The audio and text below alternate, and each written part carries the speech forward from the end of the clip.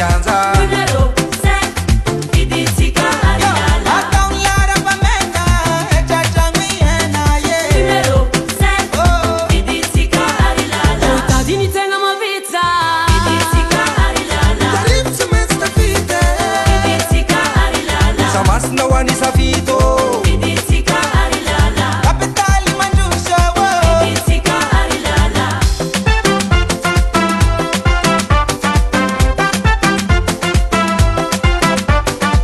Teknologi moderna wa atao lara pamena.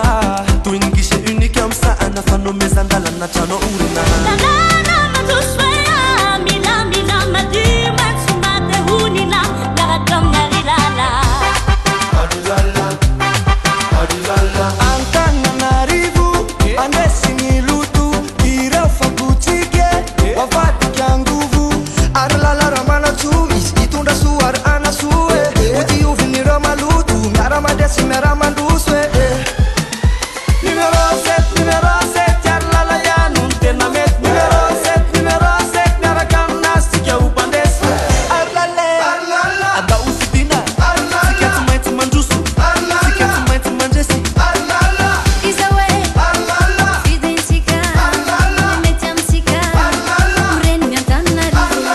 Mampifanana iasa tenda mpandrafitra masona soudeur la mpandaitra mpahandro amin'ny coffin anangana orinasa aloteny ho any tapaka sy namana efa ho avy ny fiofanana sakanapaka nampiasa tselykio na mpanao asa tanana ka ze lipivoarana ny tari efa hainao laharana fafito na tsara fiomanana ny androany de mamiratra ho azy ny rapitso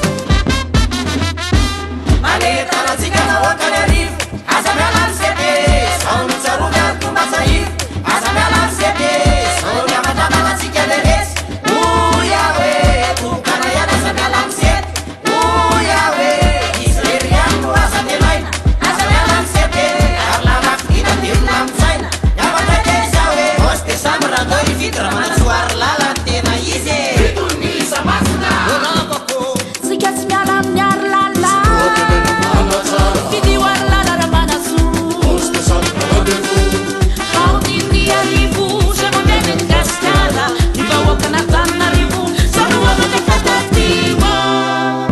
Rai taglio in tena ma vita. Fidio Harilala. Mandus n'Antananarivo. Fidio Harilala. Uyanu wanezika. Fidio Harilala. Tarif semesta fite. Fidio Harilala.